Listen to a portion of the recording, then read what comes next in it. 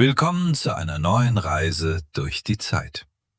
Heute führt uns unser Weg in das London des Jahres 1300, in die größte und wohlhabendste Stadt Englands. Eine Stadt voller Händler, Handwerker und Pilger, in der die Straßen niemals stillstehen und Schiffe aus ganz Europa ihre Waren entladen. Doch hinter diesem beeindruckenden Bild verbirgt sich eine erschreckende Wahrheit. Nur wenige Jahrzehnte später wird diese blühende Metropole von zwei Katastrophen heimgesucht, die das Leben ihrer Bewohner für immer verändern. Zuerst die große Hungersnot, dann der schwarze Tod.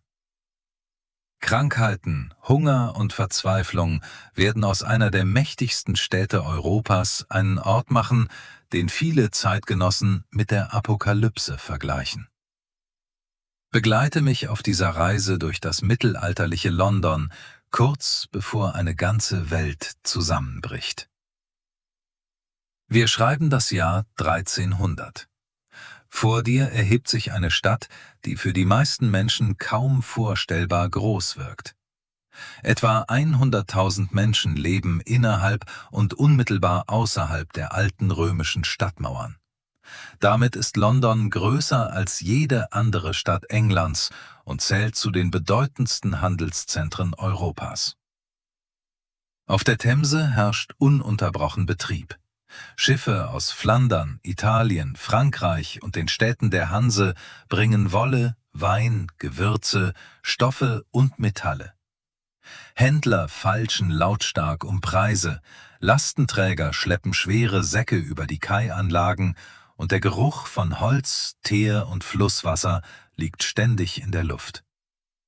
Über allem ragt die alte St. Paul's Cathedral empor. Ihre gewaltige Turmspitze ist viele Kilometer weit sichtbar und macht jedem Besucher deutlich, wie reich und mächtig London geworden ist. Doch obwohl die Stadt wächst, ist das Leben hier alles andere als bequem. Innerhalb der Mauern wird jeder freie Platz bebaut.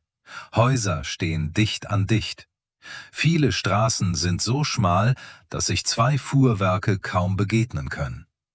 Je mehr Menschen in die Stadt ziehen, desto voller wird es.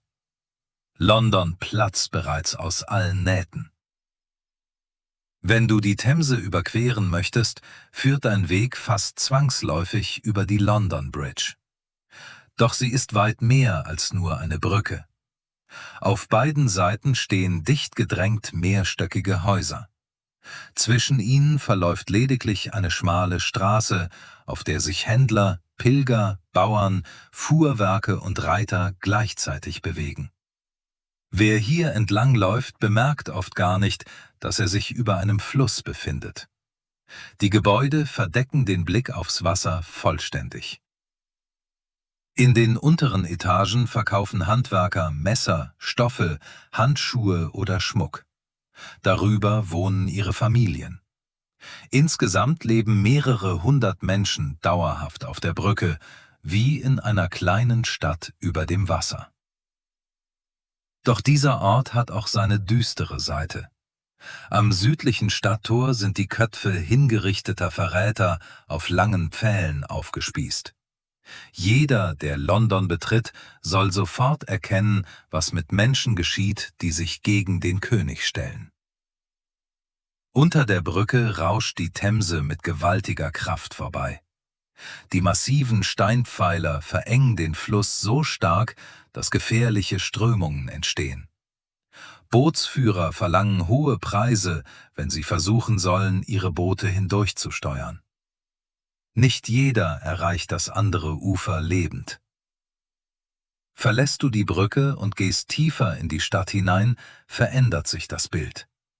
Die Häuser bestehen überwiegend aus Holz und Fachwerk. Ihre oberen Stockwerke ragen weit über die Straße hinaus und scheinen sich beinahe zu berühren. Tageslicht erreicht viele Gassen nur noch für wenige Stunden. Überall wird gearbeitet. Schmiede schlagen auf glühendes Eisen ein. Bäcker holen frisches Brot aus ihren Öfen. Gerber verarbeiten Tierhäute, während Metzger ihre Ware offen auf Holztischen anbieten. Der Geruch ist überwältigend. Blut, Rauch, Mist, faulendes Gemüse und menschliche Abfälle vermischen sich zu einer Wolke, die besonders im Sommer kaum zu ertragen ist. Eine Kanalisation existiert nicht. Schmutzwasser wird einfach aus den Fenstern auf die Straße gekippt. Regen spült einen Teil davon in offene Rinnen, der Rest bleibt liegen. Schweine laufen frei zwischen den Menschen umher und fressen alles, was sie finden können. Aus heutiger Sicht wirken diese Zustände unvorstellbar. Für die Londoner gehören sie zum Alltag. Noch ahnt niemand, dass genau diese enge und mangelnde Hygiene Jahrzehnte später ideale Bedingungen für eine tödliche Krankheit schaffen werden. Doch bevor die Pest kommt, trifft die Stadt eine andere Katastrophe. Im Frühjahr des Jahres 1315 beginnt es zu regnen.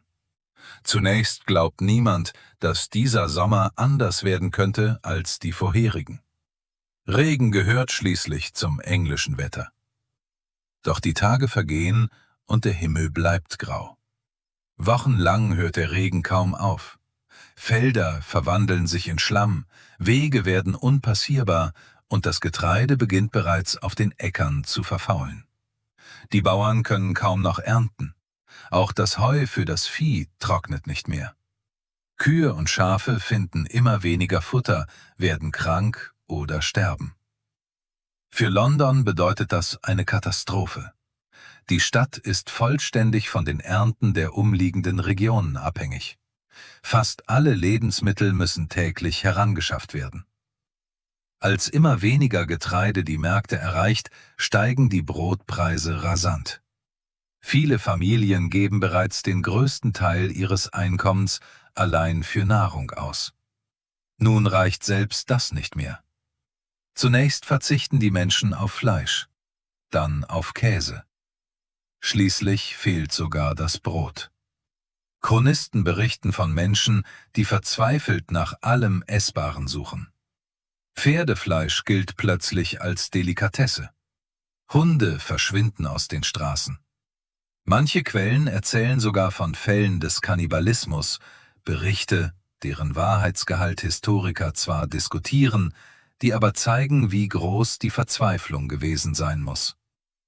Selbst König Eduard II. Soll auf einer Reise Schwierigkeiten gehabt haben, ausreichend Brot für seinen eigenen Hofstaat zu finden. Wenn nicht einmal der König genügend Nahrung beschaffen konnte, wie sollte dann ein einfacher Handwerker oder Tagelöhner überleben? Die Hungersnot dauert nicht nur einen Sommer. Auch im folgenden Jahr bleiben die Ernten schlecht. Geschwächte Menschen erkranken leichter an Lungenentzündungen, Fieber und anderen Infektionen. Besonders Kinder und ältere Menschen sterben zu Tausenden. Erst im Jahr 1317 bessert sich das Wetter langsam. Doch London wird Jahre brauchen, um sich von dieser Katastrophe zu erholen. Viele glauben, das Schlimmste liege nun hinter ihnen. Sie irren sich, denn etwas noch Schrecklicheres ist bereits auf dem Weg nach England. Im Herbst des Jahres 1348 verändert sich alles. Über Handelsschiffe gelangt eine Krankheit nach England, die schon weite Teile Europas verwüstet hat. Niemand weiß, wodurch sie verursacht wird. Niemand kennt eine wirksame Behandlung. Heute wissen wir, dass das Bakterium Yersinia pestis meist durch Flöhe übertragen wurde, die auf Ratten lebten. Für die Menschen des Mittelalters jedoch scheint die Krankheit wie eine göttliche Strafe über sie hereinzubrechen. Als die Pest London erreicht, findet sie ideale Bedingungen vor. Die Stadt ist dicht besiedelt. Häuser stehen Wand an Wand, Abfälle liegen auf den Straßen, Vorratslager ziehen Ratten an und täglich drängen sich tausende Menschen auf Märkten und in den engen Gassen. Die Krankheit breitet sich mit erschreckender Geschwindigkeit aus. Zunächst leiden die Erkrankten unter hohem Fieber, Schüttelfrost und unerträglicher Schwäche. Kurz darauf bilden sich schmerzhafte Schwellungen an Hals, Achseln oder Leiste. Viele entwickeln dunkle Flecken auf der Haut, Blutungen unter der Oberfläche, die der Krankheit später den Namen schwarzer Tod geben. Für die meisten gibt es keine Hoffnung. Innerhalb weniger Tage sterben ganze Familien. In manchen Häusern bleibt niemand mehr am Leben. Noch wenige Monate zuvor war London voller Stimmen gewesen. Jetzt verändert sich das Stadtbild dramatisch. Viele Werkstätten bleiben geschlossen. Händler öffnen ihre Läden nicht mehr. Märkte werden immer leerer, weil Verkäufer ebenso sterben wie ihre Kunden. Die Glocken der Kirchen läuten fast ununterbrochen. Immer mehr Menschen suchen Zuflucht im Gebet. Priester ziehen durch die Straßen, spenden den Sterbenden Trost und begleiten Beerdigungen. Viele von ihnen infizieren sich dabei selbst und bezahlen ihren Dienst mit dem eigenen Leben. Schon bald reichen die Friedhöfe nicht mehr aus. Vor den Toren der Stadt entstehen neue Begräbnisplätze. Tag für Tag werden dort Hunderte Tote beigesetzt. Archäologische Ausgrabungen zeigen heute, dass die Menschen selbst in dieser verzweifelten Zeit versuchten, ihren Angehörigen eine würdevolle Bestattung zu ermöglichen. Doch irgendwann übersteigt die Zahl der Toten jede Möglichkeit. Leichenkarren fahren durch die Straßen. Häuser bleiben verlassen zurück. In manchen Vierteln hört man kaum noch ein Geräusch. Für die Überlebenden muss es sich angefühlt haben, als wäre die Welt untergegangen. Niemand versteht, weshalb die Pest ausbricht. Einige Ärzte glauben, schlechte Luft sei verantwortlich. Andere vermuten seltene Planetenkonstellationen oder göttlichen Zorn. Die empfohlenen Heilmethoden wirken aus heutiger Sicht erschreckend. Man versucht Aderlass, Kräuter, Räucherungen oder starkes Erbrechen, um das vermeintliche Gift aus dem Körper zu treiben. Nichts davon hilft. Andere verlassen panisch die Stadt und hoffen, sich auf dem Land retten zu können. Doch oft tragen sie die Krankheit unwissentlich mit sich weiter. In ihrer Verzweiflung suchen viele Menschen nach Schuldigen. In zahlreichen Regionen Europas werden jüdische Gemeinden fälschlicherweise beschuldigt, Brunnen vergiftet zu haben. Es kommt zu grausamen Pogromen.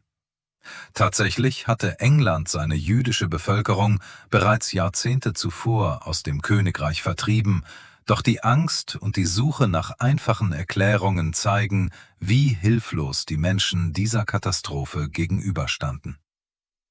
Bis zum Ende des ersten großen Ausbruchs verliert London vermutlich fast die Hälfte seiner Einwohner. Eine Weltstadt ist innerhalb weniger Monate kaum wiederzuerkennen. Und doch geschieht nach dem Ende der Pest etwas Überraschendes. Weil so viele Menschen gestorben sind, fehlen plötzlich überall Arbeitskräfte. Handwerker, Maurer und Zimmerleute werden dringend gebraucht. Zum ersten Mal können viele einfache Arbeiter höhere Löhne verlangen. Wer ein gefragtes Handwerk beherrscht, besitzt plötzlich Verhandlungsmacht. Auch Bauern profitieren. Es gibt mehr Ackerland als Menschen, die es bewirtschaften können. Grundbesitzer müssen bessere Bedingungen anbieten, um überhaupt noch Arbeiter zu finden.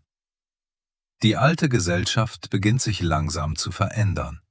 Über Jahrhunderte hatte jeder seinen festen Platz gehabt. Doch nun geraten die bisherigen Machtverhältnisse ins Wanken. Selbst die Kirche verliert einen Teil ihres Ansehens. Viele Menschen fragen sich, warum Gott dieses unvorstellbare Leid zugelassen hat. Wenn Gebete die Pest nicht aufhalten konnten, worauf konnte man sich dann noch verlassen? Diese Zweifel werden die Geschichte Europas noch lange beeinflussen. Langsam kehrt das Leben zurück. Neue Händler ziehen in die Stadt. Werkstätten öffnen wieder ihre Türen. Schiffe legen erneut an den Kais der Themse an und bringen Waren aus ganz Europa. Doch London ist nicht mehr dieselbe Stadt. Sie ist kleiner geworden, vorsichtiger, gezeichnet von den Erinnerungen an Hunger, Krankheit und Tod. Dennoch gelingt ihr etwas Außergewöhnliches. Sie baut sich wieder auf. In den folgenden Jahrhunderten wächst London erneut zu einer der bedeutendsten Städte Europas heran. Die Katastrophen des 14. Jahrhunderts verschwinden jedoch niemals ganz aus dem Gedächtnis. Sie erinnern daran, wie zerbrechlich selbst die mächtigsten Städte sein können. Wenn wir heute durch das moderne London spazieren, sehen wir Wolkenkratzer, U-Bahnen und Millionen von Menschen. Kaum etwas erinnert auf den ersten Blick an die engen Gassen, die überfüllte London Bridge oder die Märkte des Jahres 1300. Und doch liegen unter den Straßen noch immer die Spuren jener mittelalterlichen Welt verborgen. Die Geschichte Londons zeigt uns, dass selbst die größten Katastrophen nicht zwangsläufig das Ende bedeuten müssen. Hunger, Seuchen und Verzweiflung brachten die Stadt an den Rand des Untergangs. Doch ihre Bewohner gaben nicht auf. Sie bauten ihre Heimat wieder auf und legten damit den Grundstein für das London, das wir heute kennen. Vielleicht ist genau das die wichtigste Lehre dieser Reise. Nicht die Größe einer Stadt entscheidet über ihr Überleben, sondern die Fähigkeit ihrer Menschen, nach der dunkelsten Stunde wieder neu zu beginnen. Vielen Dank, dass du mich auf dieser Reise begleitet hast.